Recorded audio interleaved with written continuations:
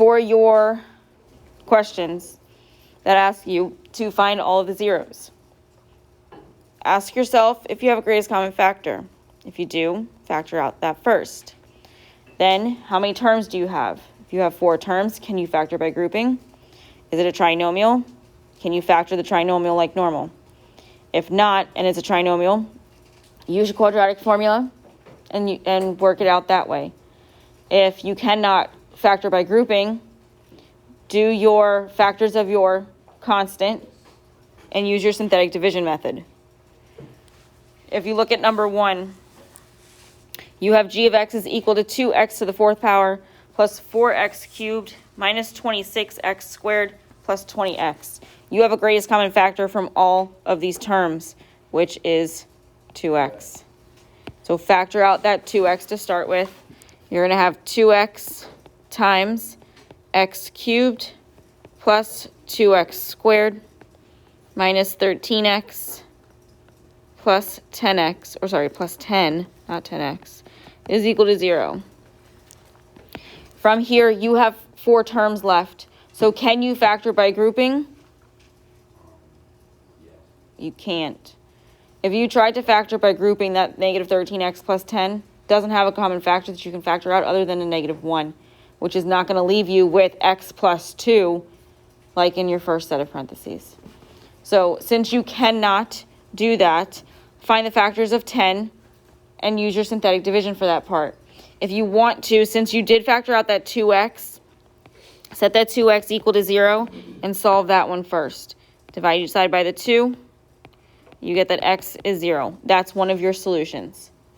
So either circle it, highlight it, something so you know to include it with your answer. Your factors of 10 are plus or minus 1, plus or minus 2, plus or minus 5, plus or minus 10. From here, you are going to find one of these factors and use it in synthetic division. I'm going to start with positive 1. We have 1, 2, negative 13, and 10. 1 drops down. 1 times 1 is 1. Plus 2 is 3. 3 times 1 is 3. Plus negative 13 is negative 10. Times 1 is negative 10. Plus 10 is 0. That works. So x is also equal to 1. Use the 1, 3, and negative 10 to form your next set of terms. Given x squared plus 3x minus 10 is equal to 0, you will solve that. So factor it. Find your factors of negative 10 that add up to be 3. 10 is 1 and 10, 2 and 5. The 3 is positive, so the bigger number is going to be positive out of these. So negative 2 plus 5 gives you positive 3. So this factors out to be x minus 2 times x plus 5 is equal to 0. Now that this is factored, set each part equal to 0 and solve. So you have x minus 2 is equal to 0 and x plus 5 is equal to 0. Move your 2 over, add it to both sides. You get x is equal to 2. Move your 5 over, subtract it from each side.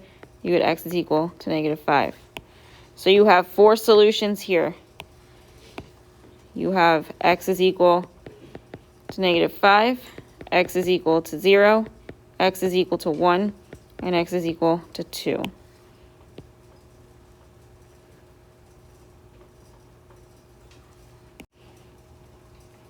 For number 2, you have g of x is equal to x cubed minus 4x squared minus 9x plus 36.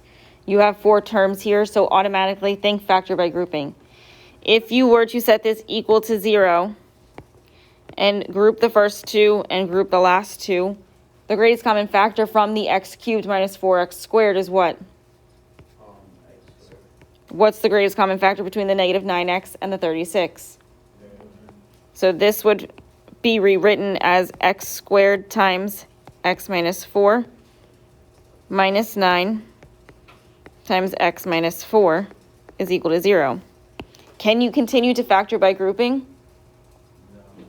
You can because your two sets of parentheses that are left over are identical to one another.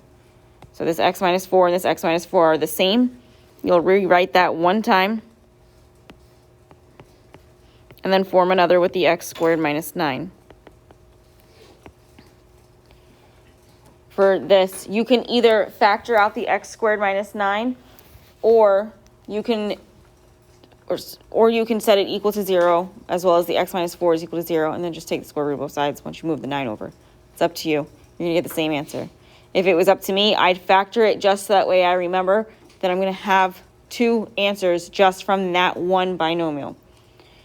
So this would factor out more to be x minus 4 times x minus 3 times x plus 3. It's a difference of squares. That's where you're getting the x minus 3 times x plus 3 from.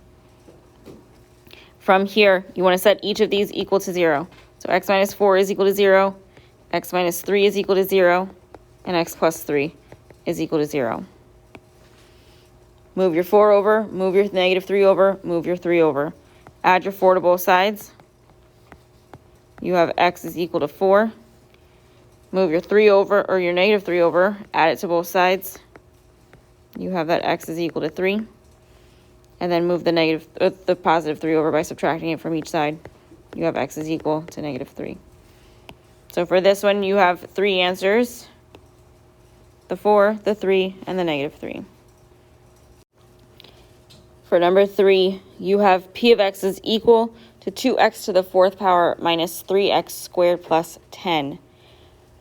For this one, you have a trinomial. However, you do have a greatest common factor between all three of these terms, which is what?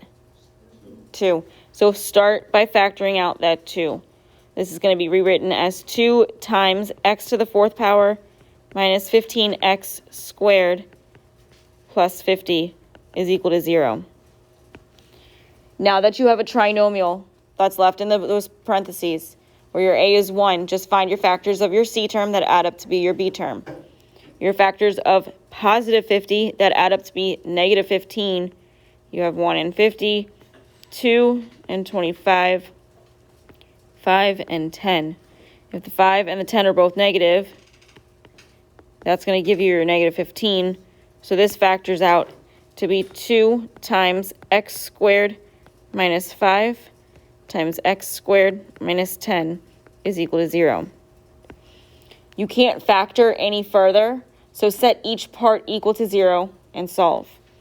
You have 2 is equal to 0, x squared minus 5 is equal to 0, and x squared minus 10 is equal to 0.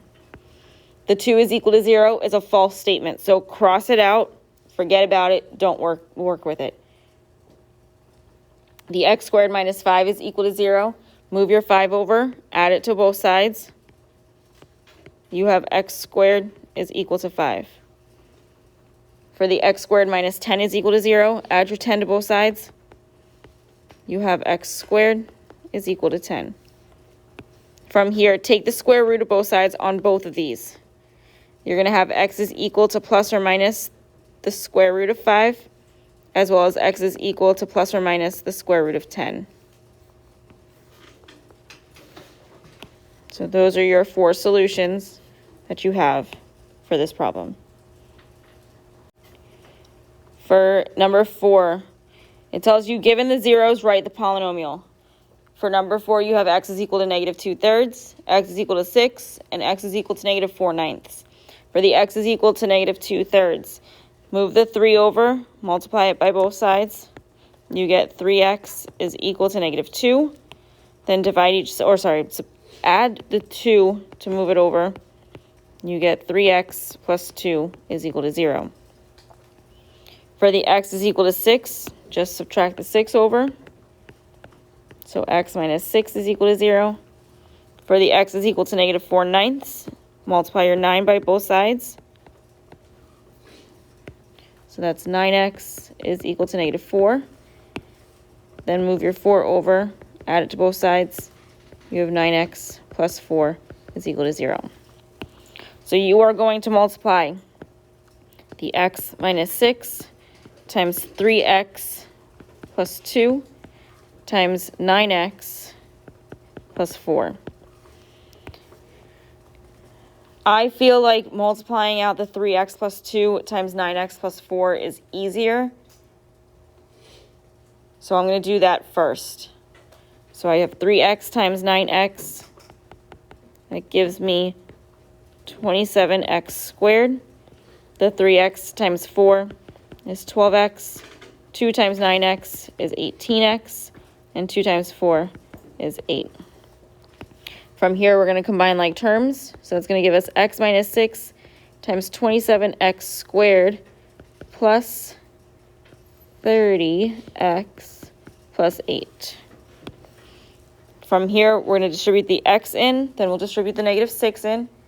So x times 27x squared is 27x cubed. X times 30x is 30x squared. X times 8 is 8x. The negative 6 times 27 gives us negative 162x squared. Then the negative 6 times 30x gives us a negative 180x. And the negative 6 times 8 is negative 48. So from here, we're just going to combine like terms. The 27x cubed drops down. The negative 162 plus 30 gives us negative 132. We keep the x squared. Then the 8 minus 180 gives us negative 172. Keep the x. And then we drop the 48 down. So it's just 27x cubed minus 132x squared minus 172x minus 48.